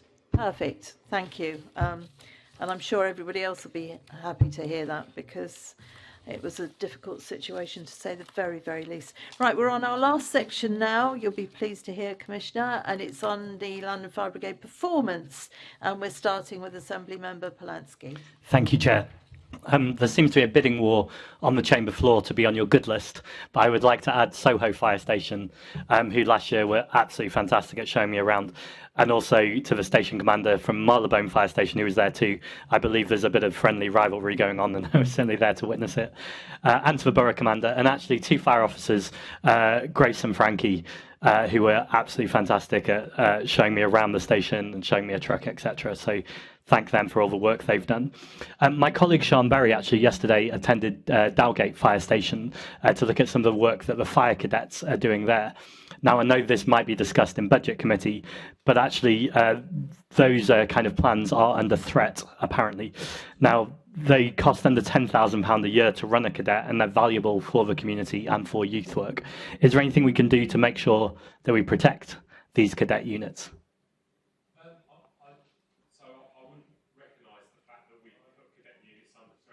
Oh, I'm so sorry. Sorry, yes. Apologies. So I wouldn't recognise the fact that cadet units are under threat. In fact, we've done the opposite. We took what was a fantastic investment from the Mayor, I think in the region of £1.1 million, and we used that, despite the challenges of COVID, to expand from about 15 cadet units to a cadet unit in every single borough in London, despite the challenges of the pandemic. They're the absolute kind of flagship of the LFB in some way. These are people who are absolute ambassadors for LFB. They represent the best of young London. They're not under any threat. And in fact, in March, we launch a new approach, which has been long in the making, long in the thinking, to kind of youth support called LFB Youth Service, which incorporates cadets. I still see the cadets as the kind of primary vehicle of youth support in London for LFB, and also an extremely useful conduit for recruiting the right sort of people as well.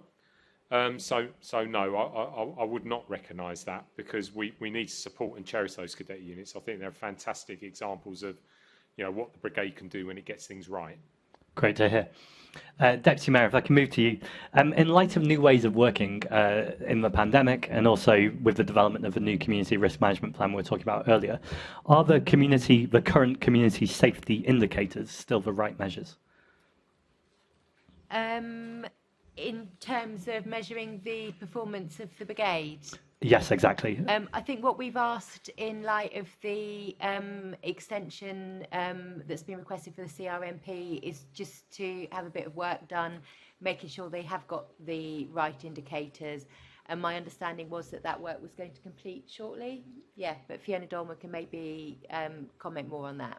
I think it's really important that we don't just assume that we've got the right indicators for this period. They might be right ones, but we just need to sort of double check that we are actually measuring things that are meaningful and are the best way to measure performance. And I'll come to Fiona, well, the other Fiona in a second. But can I just check also, my understanding is that 10% of time is down to be spent with the community. Is that an ambitious enough target? 10% doesn't seem that big. That's actually. a historic. It's historic. I think that a lot of firefighters would probably be aiming to spend more than that. Looking at the Commissioner. Also, I don't believe it's the right measure to interact. You know, to measure. It's important to know what time we are spending with communities, but I would argue that it's more important to know what we're doing when we interact with communities and the quality of that interaction. So, I think it probably would help if Fiona talks about how we evolved from what a fairly binary measures of performance. Important, yes, because I need to know they're meeting at least a bare minimum in terms of contact time. But perhaps you could talk about where we are going with this and must go. Yeah, absolutely. So these measures have obviously been in place throughout the duration of the current LSP. What we're looking to do for next year is to enhance them with some more outcome-based measures. And then when we move into the next CRMP, we will be overhauling our metrics, looking at those which are still valid and still important in terms of the direction that we're going in organisationally, but also looking at, so for example, with that one, what we want to know is how the community feels about the engagement. And so that will be the metric that we will be looking at, rather than the amount of time that somebody spent. And we're going through all of our metrics and all of our areas of development to make sure all of our metrics are about how we face off to the community, essentially. That makes sense. So it's about meaningful impact as opposed to just being a... Exactly Yeah, right. and yes. can I come in? Because I think with talking about the extension to the CRMP, we didn't actually talk a lot about what might be some of the key themes, and the idea that you get fire stations and they're in a community, but they need to be open to the community as well and feel like part of that community. So I think that's the kind of meaningful engagement we'd be wanting to see fire stations and firefighters on the ground having with communities, and then making sure that when they're doing home fire safety visits, it's not just racking up the numbers, it's actually quality visits, incorporating some of the points Andy made around risk earlier. Thank you. Thank you. And finally, from me, Commissioner, on a different subject. Myself and Assembly Member Rogers in particular have asked questions about equality and diversity in this committee before, particularly around LGBT officers. When will these equality and diversity, or when were they last reviewed for the targets? And in light of the delay now to the Community Risk Management Plan, could they not be brought sooner? Yes, there's nothing to stop us. So within the construct of LSP, whilst we can't get rid of the kind of measures that are there, putting it in simple terms, layperson's terms, what we can do is certainly add ones that are more relevant as we develop. We're going to have an interim plan anyway. The CRMP, as it's being designed, calls for a yearly delivery plan. You know, I intend us, regardless of the extension to CRMP, to have a yearly delivery plan for the year going forward, which will have to include some indicators around those areas we find most important. We intend to deliver that. I don't really want to say deliver that delivery plan. We intend to publish that delivery plan by the start of the financial year for the year going forward, and that will be common practice even within the construct of the CRMP moving forward. I think we should look at how we provide some enhanced performance measures within there that speak to the sort of understandings we really need on everything from recruitment to how we engage with communities, to how we deliver our service. Fiona. And for the next financial year, as in 22-23, we'll be looking at some of those indicators that have been either green for a while or not making the shift that we want them to, and looking at what stretch targets we can put in place. So the base target will still be there, but we'll look where we need to add a stretch. Great. Thank you. Thank you, Chair. Thank you. The target is in 4.5 of your performance report.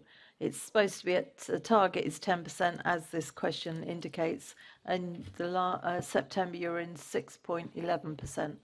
Just so you know, this is where these questions come from, your own paperwork. So, right, we'll go on now to Assembly Member Sahota online. Thank you, Chair. First of all, Commissioner, let me echo the congratulations on your 20-year service to London Fire Brigade, and also to add to your good list the Ealing Fire Station, who has also entertained me very well on my recent visit, and to thank all the Fire Brigade who supported the London Ambulance Service during the COVID-19 pandemic. My question to you are about the statutory information requests. And the last quarter I have available to me is that your target is 95%, but you only responded to 44% of the time within target. Why do you think this is the case? In simple terms, for the benefit of this committee, volume, an absolutely exponential increase in the volume of inquiries, and that's something that's experienced consistently now across the whole of the public sector, because we talk to other teams in similar positions. I think we should write to you, Chair, with the detail of this, because we can provide you a detailed brief, because it is quite a complex area. We briefed the Deputy Mayor inside her Fire and Resilience Board, because I think, to be fair, it was a challenge from yourself, wasn't it, Fiona, about why this had happened, because you had picked up on it. We are trying to improve on that, but there is a very real challenge there in terms of the volume, because so much is done in the digital space now. But you're not wrong to identify it. It's not something I'm comfortable with. It doesn't feel right.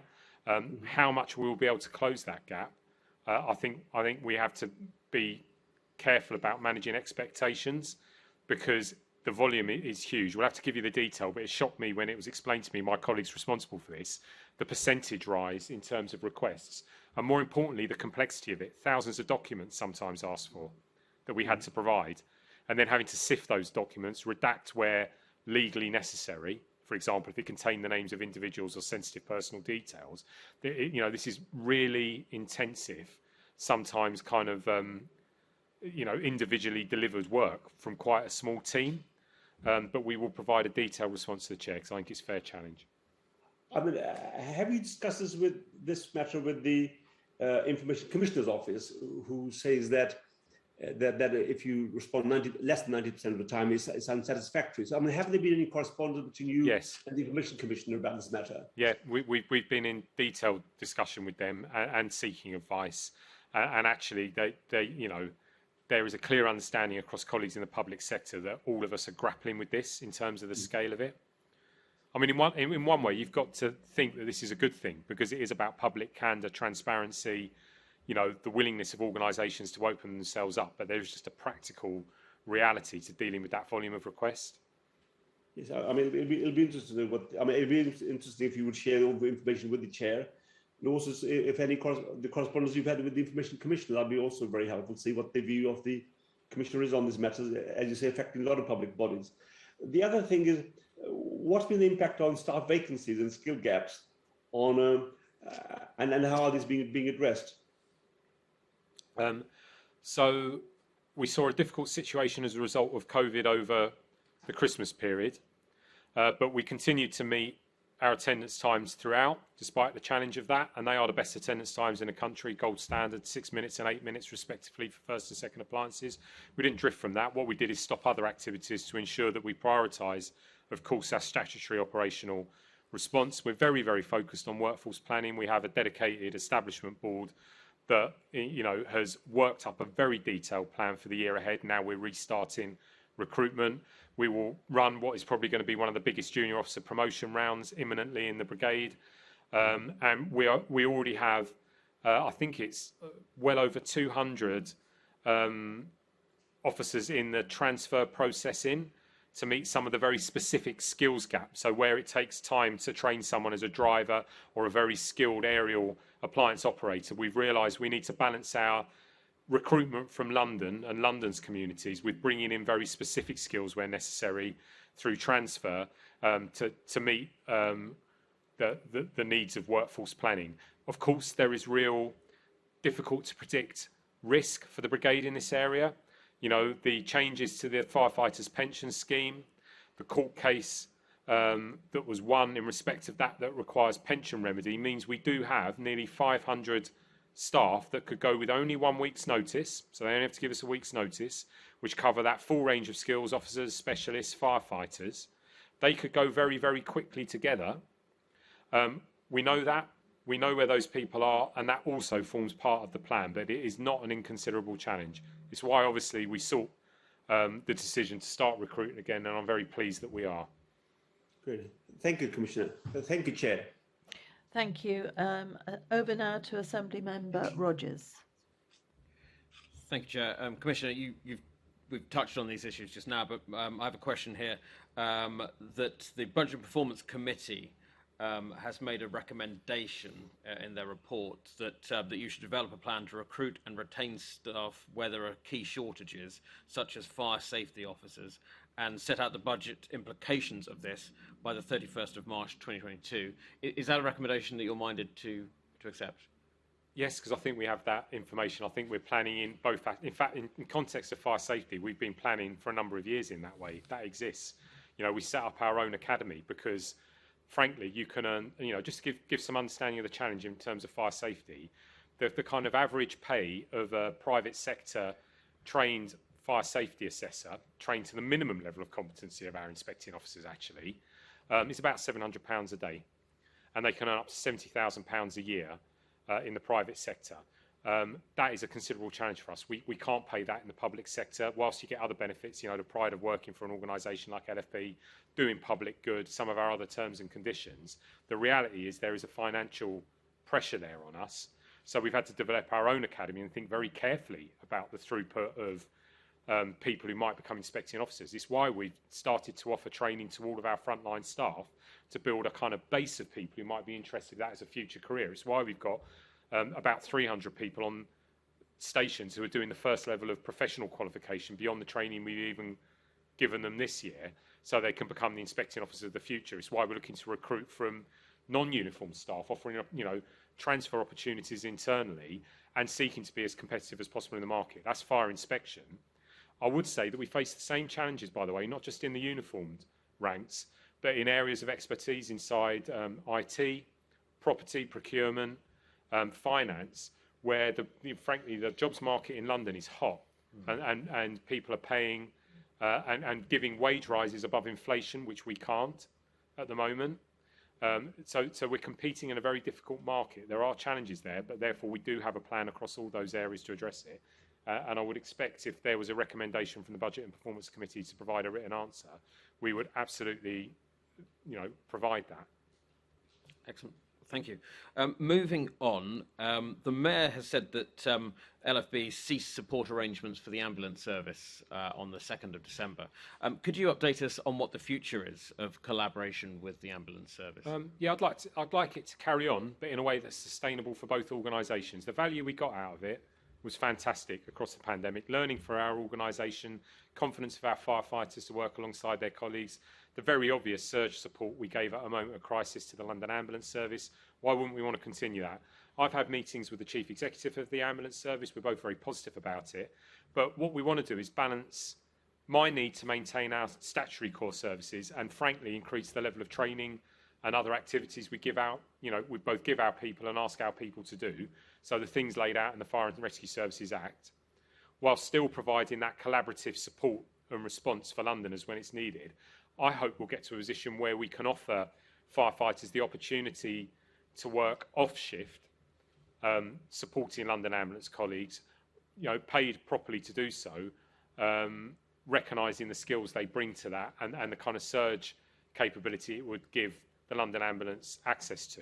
In terms of an extension of that, I've always asked why we don't see more ambulances just parked as a matter of course on our fire stations. We have 103 of them. We have spare bays. And again, that's something we're trying to progress with urgency, because, I'd say the offer is there. We could do that now. So I think that's something we want to progress as a matter of urgency as well. I mean, that's positive. I think it's important for all of our blue light services to be collaborating with each other and sharing best practice. When do you think you'll have an idea of what that kind of future collaboration might look like? I think we'd have to advise you on the basis of the meetings we're having with the London Ambulance Service. I haven't got an endpoint on that, and that's not perhaps driven by us. We would be ready to step into that space, but the London Ambulance Service has to be really sure about what it wants as well. Okay. So watch this space, basically. Watch this space, basically, okay. Yeah. We're having good and well-engaged conversation about it. That's good to hear. And to end on a positive note, and you've touched on some of this already, and maybe Deputy Mayor to bring you in as well, what benefits do you think the Brigade has had from this collaborative working with the ambulance service? Well, actually, I think one of the biggest ones is one that might not be immediately obvious, which is rightly after Grenfell, the London Fire Brigade came under sustained criticism and critical challenge, which is, of course, the institution.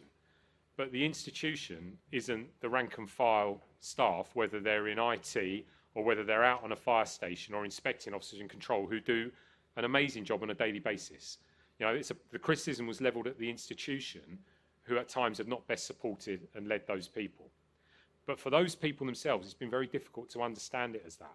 They have felt, really humiliated by the process, and morale's almost certainly be dented. I think seeing their colleagues step into a very difficult space at London's hour of need reminded everyone just how important we are to London and Londoners, just what good work we can do, how flexible and adaptable we can be. In terms of the positives, the lessons we learned as an organisation, we can make things happen quickly if we want to. We can step into spaces that might not have seemed straightforward or obvious to us previously, and we can do a really good job in them. That note of pride, and of course, the primary benefit is what we gave London and Londoners. We had 600 firefighters, Korean ambulances that attended over 156,000 incidents, everything from childbirth to COVID to traumatic incidents, where we provided support and aid into our paramedic colleagues who do a fantastic job as well. Thank you. Anything to add, Deputy Mayor? I don't think I can add anything more to what Andy said, just to say I'm still hugely proud of what the Brigade achieved and has achieved during the pandemic, and the collaboration that's happened can only lead to good things in the future. But I think it's right that we recognise what the Brigade's done during the last couple of years. Thank you. Absolutely agree. Thank you. Thank you, Chair. Thank you. Assembly Member Polanski. Thank you.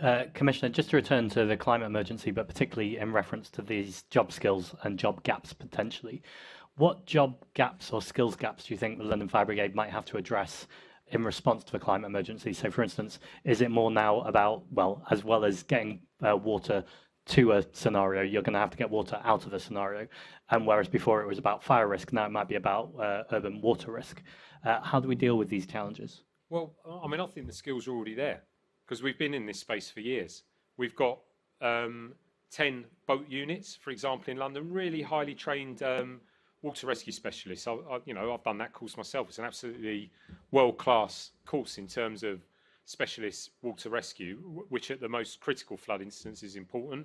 And actually, we've deployed those people all over the country. I went up to Cumbria in, I think it was 2014 or 2015 as a national flood rescue advisor and provided advice there down and out into Surrey as well. So we've had that expertise for a long time. Every single firefighter in London has a basic level of flood rescue and water rescue training. I think we can always seek to enhance our skills and improve. That's part of the kind of message I've been giving you today. So there'll always be areas we can improve. But actually, at a basic level, we are the people you're going to call at the point London is flooded. And it's the same when you need something pumped out. Working alongside the Environment Agency, we have more high-volume pumps than any other service in the country. We have employed them on multiple occasions to remove flood water. And we can do the same with our, to a lesser degree, with our own fleet of appliances. We have flood barriers. We have got a really well-developed response. What I'd really like to see, and we'll see whether it emerges as part of the reforms in respect to the National Fire Service, is that we get given a statutory duty and the funding to support it in respect to flooding. Because the reality is, at the moment, that's held within DEFRA and within the Environment Agency, but they don't do response. We do. We do the coordination of response, and we put the people on the ground generally to protect life and property in this area. It would help me enormously as Commissioner of the London Fire Brigade if that became a statutory duty and with the funding behind it to back it up in what will no doubt be an area of developing risk. Thank you very much. Thank you, Chair. Thank you. Just to point out, as usual, I'm a massive fan of collaboration between the blue light services, all of them. So I look upon that with interest. It certainly could help finances in all of those areas. Very quickly, Commissioner, at the last meeting, questions were asked about the LFB's ongoing support to the LAS. We were told how well it was going, etc., which of course it was. But then 2 days later, a decision was made to cease providing support to the LAS. I was a bit disappointed because we heard about it at a later date. Can you make sure that if we discuss something in committee and it's changed drastically a couple of days later, that we are at least informed? Absolutely. I think that's a fair challenge, Chair. If we didn't write to you to make you aware of that decision in that way, we should have done. Apologies. No, I think we read it somewhere, which came as a bit of a surprise. Okay, we're finishing up this part of it. If you could, Commissioner, just to remind you, send the questions that were asked of you from the last two all-staff briefings and community safety sessions. Colleagues that have been, that have actually been to the stations know that the most interesting thing is always to listen to what firefighters say, and you can pick up an awful lot. And while we're talking about stations, I must mention Harrow, Stanmore and Wembley. I haven't been there for a while because the last time I visited every single station, we were in the middle of a massive industrial action, so hard hat was worn. But I'm sure perhaps it'd be better if I was to go there now. And I look forward to receiving a copy of the consultation report that you agreed with Assembly Member Bahari during the questioning. Thank you. So I thank you to our guests for all your contributions on that today on this agenda item. Can we note the report on today's discussion, colleagues? Thank you. Can we note the proposed extension to the current London Safety Plan? Noted. Thank you. And can we agree to make a report or recommendation to the Mayor on the proposed extension in accordance with Section 327I of the GLA Act 1999 as amended, and to make comments as follows. That the committee acknowledges that the London Safety Plan needs to be extended in view of the delayed Community Risk Management Plan. However, the committee would like to express its concern about the delay and request that the current targets in the LSB be updated. The committee urges the LFB B, to progress with delivery of the CRMP with the view to introducing it within a year. Finally, can we delegate authority to me as chairman in consultation with party group lead members to agree any additional output from the discussion? Thank you. Now we're on to the statement of assurance. So we're on to the annual documents prepared by the London Fire Brigade in accordance with the Fire and Rescue National Framework, the Statement of Assurance 2021 and the LFB Budget Submission 22-23, which forms the efficiency plan and includes the medium-term financial strategy and the reserves strategy. These come to the committee in accordance with section 327I of the GL Act 1999 as amended. Once the committee has discussed the documents in accordance with the Act, the committee must make the report on or recommendations to the Mayor. Do any other members have a specific comment? I have discussed in the pre-meet. I would just ask you a question, Commissioner. Prior to Grenfell, many commissioners, and I have been here, have sat before elected members and gave their assurance that the LFB could deliver. The fire at Grenfell Tower showed it could not deliver to the standard expected. How can we be assured by you that you are able to deliver for Londoners?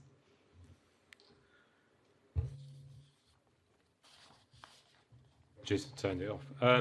I think because of the scale of change we've already brought to bear in the past 2 years, our laser focus on continuing to deliver that change.